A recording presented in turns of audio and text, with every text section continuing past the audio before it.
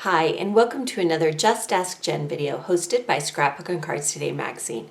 I'm designer Jen Gallagher, and today we're going to use the confetti collection. And the question I'm going to answer is, how do you incorporate a pocket onto your layout? But first I want to show you some of the elements that are included in this collection. Now this is just a taste of how many things are included in this collection, so be sure to visit the American Crafts website and look for the Maggie Holmes Confetti Collection.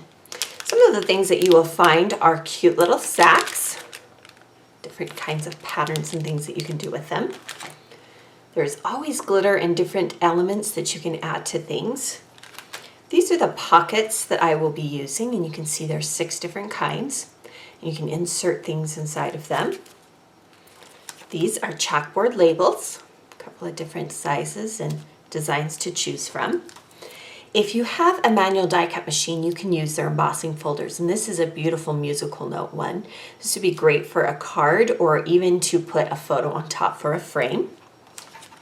I love their ephemera pieces.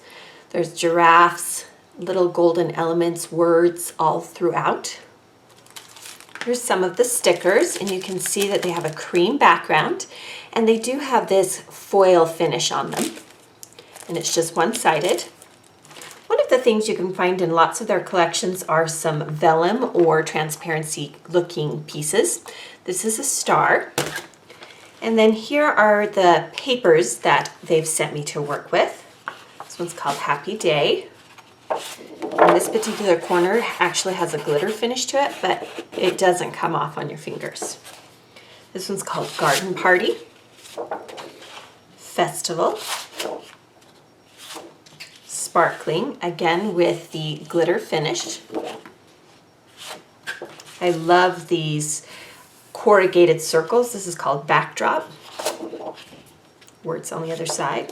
RSVP. Now these do have a birthday theme, but they can be used for any kind of celebration or celebrating someone's life. This is called Surprise. Life of the Party. Shindig. Celebrate. These are those hot tassels that you're seeing everywhere. Gala. Big bold polka dot on one side. Snapshot. Lots of vintage elements. And then finally, Cloud9. Again, be sure to check out their website, as there are many additional items that coordinate with this collection. So let's go ahead and make a layout that incorporates a pocket on it.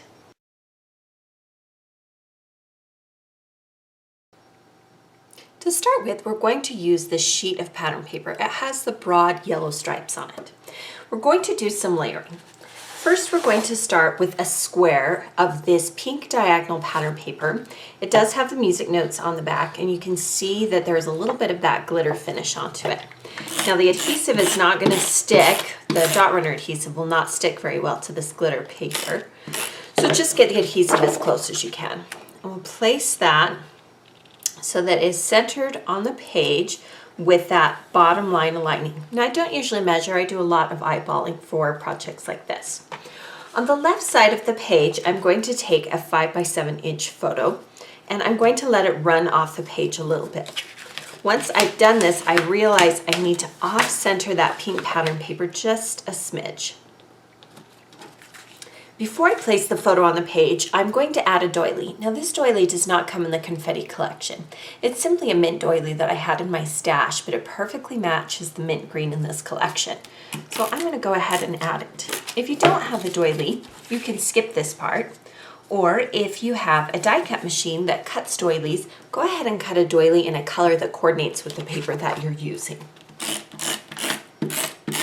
We'll attach the photo, running it off the left edge of the paper so that you can still see that doily piece. On the right side of the paper, I'm going to take some of this yellow pattern paper. You can see that I've die cut a tab from the side of it, and I did that with a digital die cut. On the back side is the polka dot paper. If you don't have a die cut, manual or digital, that cuts the shape, then you could easily cut it with either a pair of scissors or you could cut the edge straight and then add a tab with a punch or again a hand cut shape. On top of this, I'm going to add some of the other side of this pink diagonal pattern paper, and you can see that I've cut it so that I have this nice big triangle of the gold glitter paper. I wanted to draw attention to it. And we'll go ahead and mount that on top, overlapping my photo. And you'll notice that my papers are all slightly different sizes. So this particular pattern paper is a little bit larger than this. The photo hangs off the side of this. That's one of the keys to layering. It's just kind of offsetting things. Now, I mentioned in the beginning of the video we were going to talk about pockets, and we're going to add this pocket. It's the Hooray pocket. Now, this particular pocket already had items placed on it, meaning the stitching was already done. These tape pieces were printed on, but this is a great example of how you can decorate a pocket. If you have a plain pocket, think about stamping and embossing some kind of image on the inside, adding little tabs, maybe adding some stitching detail, and then some tape. So you could mimic the look of this, but use different elements. I'm going to go ahead and attach this, but I'm going to add a few glue dots because I'm going to place it on top of that glitter, and it needs a little bit stronger of an adhesive to hold it on top of the glitter. Now, one way to decorate a pocket is to place things inside.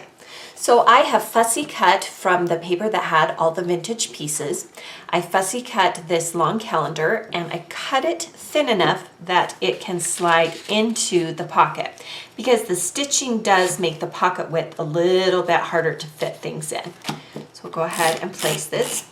Now, you don't need adhesive when you're placing things in the pocket unless you want the pocket to look a certain way, meaning you want certain things to show. I'm going to leave a big part of that showing. And then also from that vintage piece of ephemera that was placed on the paper, I've cut this too. And it's kind of a craft, and I left off some of the left side of the tag. And I just want enough of that too shining forth on the top. Then I'm going to add an additional layer behind. I want to bring in some black. So I'm going to take this chalkboard label. You can see that there's some of the plastic rather in the back intact, and that helps me get the placement that I want. And that just brings a touch of luxe here to this bottom corner. Then we're going to take some of the pieces from the ephemera pieces, and I'm going to take this black piece and I'm going to take this darling piece. And then I'm going to use a vellum piece, and we're going to layer these. Now with the vellum, you can go ahead and just use whatever adhesive you like, and you can place it. I'm going to place mine behind that flag. But for the vellum piece, you need to be strategic in your adhesive placement. So I'm going to place tiny glue dots, just 3 of them, behind the pattern on the vellum, so they don't show quite as much. And I'm going to place the vellum piece, or rather the transparency piece, a little bit lower than the gold piece. Again, same thing with this design. You're going to want to put glue dots behind the darker parts of this die cut so that it doesn't show forth on the front. You don't need a lot, just enough to kind of help hold it in place. I'm going to slightly overlap these pieces.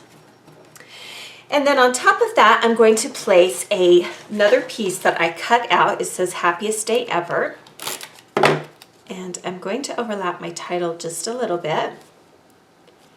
And then to hold it in place, I'm going to take a stapler. This step isn't necessary, it's more for fun. And I'm going to staple it through all the edges. Just adds a little bit of a metallic image to that. Now to the top of the photo, to bring in some of that metal, I'm just going to take some traditional paper clips, and I'm going to place one so that the small part is showing and one so that the big part is showing. Now we're going to add some more black to the page, so I have pre-cut a scallop edge. We're going to take a leftover piece of that yellow pattern paper. It does have polka dots, and first I'm going to cut a triangle from the left edge, and then I'm going to take some crochet twine. It's just white crochet twine, or you could use baker's twine or ribbon for this step. And we'll wrap it around the left side of that piece 4, 5, 7 times, whatever you want. Because crochet twine is so inexpensive, it makes doing this very easy. And then we're just going to tie it into a bow. And I'm doing this before I attach it to that black scallop piece. Now that black scallop piece was cut with a pair of old scissors that I have that are scallop design. You can do this same look using any kind of border punch, or if you have a die cut that has a nice big scallop, whether it's digital or manual, that's an option as well. And we're going to go ahead and match up that pattern. We'll trim off any excess. And then we're going to mount that at the bottom of the photo. Just lift up a little bit. And if you find you have too much, just trim until you get it exactly how you want it. But that adds a little bit of color in that black to the bottom. Now down here below, I'm going to add a couple of different things. These are punches punched from the same piece of paper. This is an EK punch. A punch or a die cut is a great way to add some texture and color. I'm going to use a black side of one. Then we'll take this one, and you'll notice that I tried to punch from pieces that have a little bit more detail on them. We're going to use the green kind of financial side. And then from the ephemera piece, I have a vellum. It is a pink vellum, and we're going to use glue dots to adhere this. We're going to overlap that green one. So I've just created kind of this fun little visual triangle rather here at the bottom. Then to bring in some more color at the top, again, I fussy cut this little Polaroid teal mint green from that same pattern paper where I got the 2 and the calendar. And then I'm going to place the gold leaf, that is the transparency. It's a lot like the vellum. We'll do the same thing, strategically place the gold pieces behind. Make sure that we don't cover up the word Polaroid. You can see that I'm drawing the eye around, and then we're going to take some enamel dots. Now these again do not come in the collection, but it just brings in some color to the top of the page, some of that black. Then to finish out the layout, I have printed the journaling onto some pink cardstock that has a little bit of a texture to it, and I tried to match the salmon pink to the salmon pink in this confetti collection. And I just want to measure out where it's going to fall, and then I'm just going to rip it. It's just as fast to rip it as it is to cut it. And then we'll go ahead and attach that right on top of the banner that has the twine, and it's okay if that overlaps the twine a little bit. We're just bringing in the pink here at the bottom. Thanks for joining me for this Just Ask Jen video hosted by Scrapbook and Cards Today magazine. Be sure to subscribe to our YouTube channel as we offer many videos that I'm sure will inspire you.